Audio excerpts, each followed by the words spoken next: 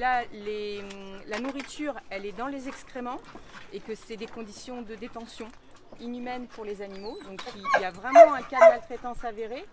Donc on a fait la sensibilisation. Monsieur nous a expliqué que c'est des chiens qu'on lui a déposés qui ne lui appartiennent pas. Les chiens, bien sûr, ne sont pas identifiés, ne sont pas vaccinés, il n'y a aucun carnet de santé. Donc on essaie de trouver des solutions à l'amiable. On va demander la cession des animaux et on va exiger aussi que monsieur nous signe une cession en nous promettant de ne plus jamais reprendre d'animaux par la suite. Ces chiens-là, ça j'ai gagné. Combien d'associations quelqu'un m'a proposé? 3 chiens. Bon, il dit voilà, ben, puisque nous avons l'association, est-ce qu'il peut... Ben, il me dit oui, on va faire des cages pour mettre dedans. Au moins, ils ne mordent pas les gens. Vous savez c'est quoi? Une fois, il y a quelqu'un, ils arrivent. Ils demandent si les chiens, ils chassent. Ben, il me dit écoutez monsieur, si vous venez ici dans la journée, c'est bon. Mais la nuit, ils chassent les mollets. Voilà.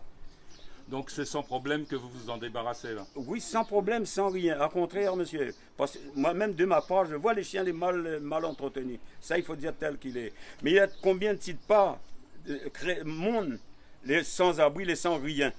Et dans la rue, et personne n'y prend pas garde. Mais certains, il faut dire tel qu'il est. Hein?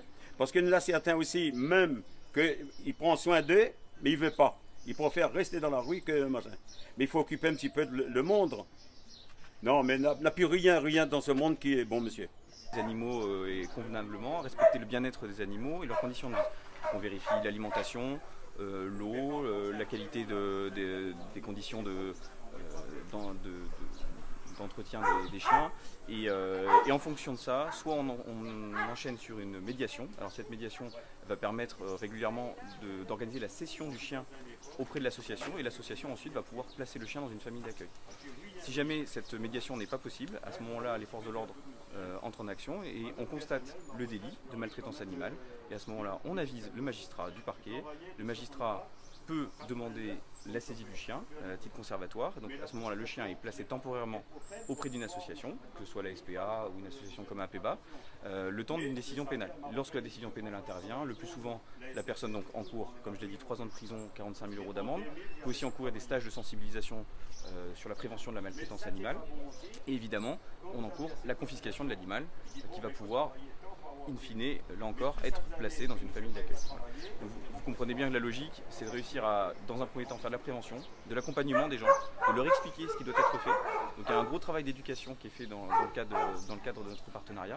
Et si jamais cela échoue, bah à ce moment-là, on rentre dans le domaine de la répression et de la sanction. Forcez pas. Tu vas y aller. C'est bien. Attention, il veut passer.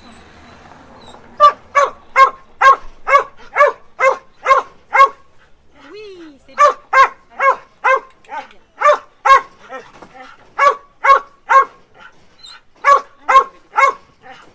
Allez, mon bébé.